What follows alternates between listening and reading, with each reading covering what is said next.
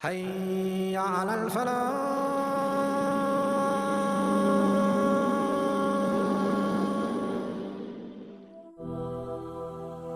کاش میں پیڑ پر بیٹھی کوئی چڑیا ہوتا جس سے قیامت میں کوئی حساب کتاب نہیں۔ کاش کہ میں ایک تنکا ہوتا جس سے قیامت میں کوئی حساب کتاب نہیں۔ یہ اس عظیم شخصیت کے الفاظ ہیں جو ایمان والوں کے لیے ایک مثال تھے، جو کائنات کے تمام انسانوں میں نبیوں کے بعد سب سے اونچا مقام رکھنے والے، نبی کی زندگی کے ساتھی، قبر کے ساتھی، سکھ دکھ کے ساتھی، جس نے اسلام کے لیے اپنا سب کچھ لگا دیا۔ نبیوں کے بعد اخلاق میں سب سے آگے، قربانی میں سب سے آگے، سخاوت میں سب سے آگے، نرمی میں سب سے آگے، قرآنی علم میں سب سے آگے، عبادات میں سب سے آگے، ہر اچھائی میں سب سے آگے، اسلام کے پہلے خلیفہ حضرت ابو بکر رضی اللہ تعالی عنہ۔ اس لیے حضرت علی رضی اللہ تعالی عنہ نے ابو بکر رضی اللہ تعالی عنہ کے بارے میں ارشاد فرمایا، اگر آپ کچھ اچھا کرنے کے بارے میں سوچو گے تو ابو بکر وہ پہلے ہی کر چکے ہوں گے رضی اللہ تعالی عنہ۔ تمام انسانوں میں سب سے پہلے اسلام قبول کرنے والے حضرت ابو بکر ہی ہیں۔ نبی علیہ الصلوۃ والسلام نے ارشاد فرمایا، میں نے جس کو بھی اسلام کی دعوت پیش کی اس نے یا تو پس و پیشت کیا یا کچھ نہ کچھ غور و فکر کی، لیکن جب ابو بکر کو اسلام کی دعوت پیش کی تو انہوں نے بلا تردد، بلا توقف اسلام قبول کر لیا، اور اسلام قبول کرنے کے اگلے دن سے ہی ابو بکر رضی اللہ تعالی عنہ نے اسلام کی دعوت دینی شروع کر دی اور اللہ کے دین کی خدمت شروع کر دی۔ اور وہ کسی نبی پاک صلی اللہ علیہ وسلم کے پاس لائے، وہ اسلام کے پہاڑوں کو اسلام میں لے کر آئے۔ ابو عبیدہ بن جراح، سعد بن ابی وقاص، زبیر بن العوام، طلحہ بن عبید اللہ، عبد الرحمن بن عوف، پہاڑ جیسے ایمان والے صحابہ جنہیں ابو بکر رضی اللہ تعالیٰ عنہ شروع میں ہی اسلام میں داخل کرا لائے۔ چاشت کا وقت تھا، آپ علیہ الصلوۃ والسلام بیت اللہ کے پاس تشریف فرما تھے اور اللہ کا ذکر کر رہے تھے کہ ابو جہل کی نظر آپ پر پڑی اور وہ حضور کے قریب آیا اور تکبرانہ انداز میں آپ سے پوچھا کہ محمد صلی اللہ علیہ وسلم، کیا کوئی نئی بات پیش آئی ہے؟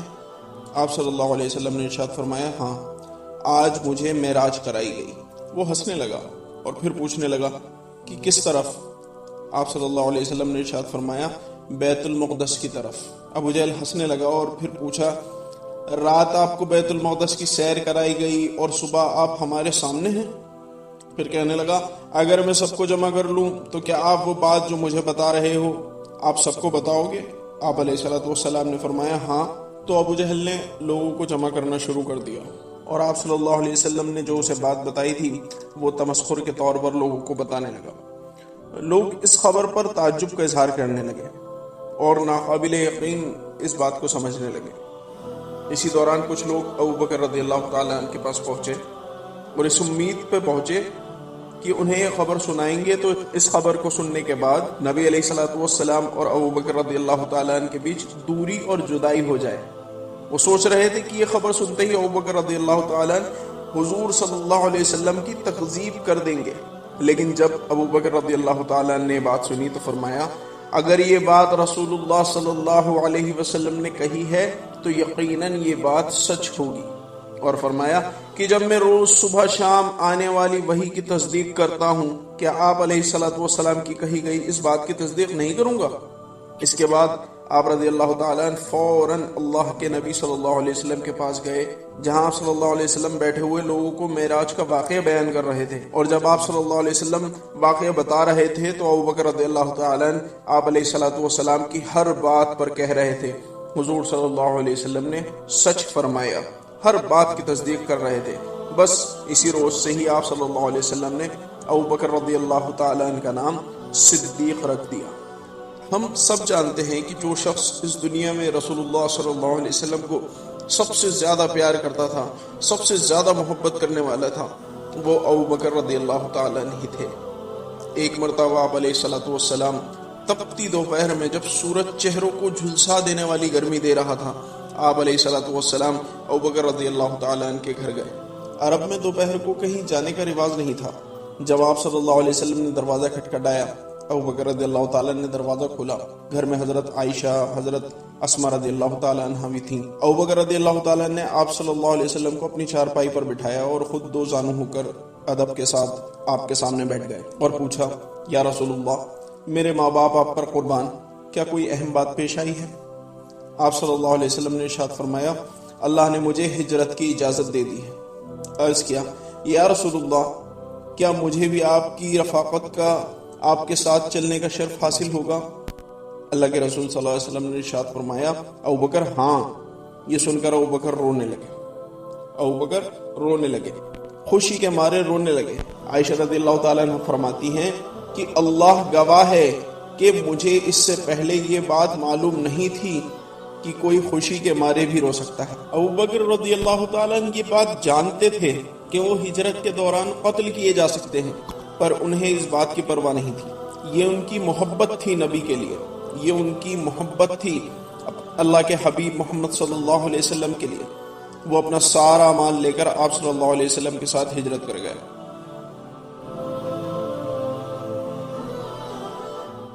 آپ رضی اللہ تعالیٰ عنہ کا نام عبداللہ بن عثمان بن عامر بن قریش تھا۔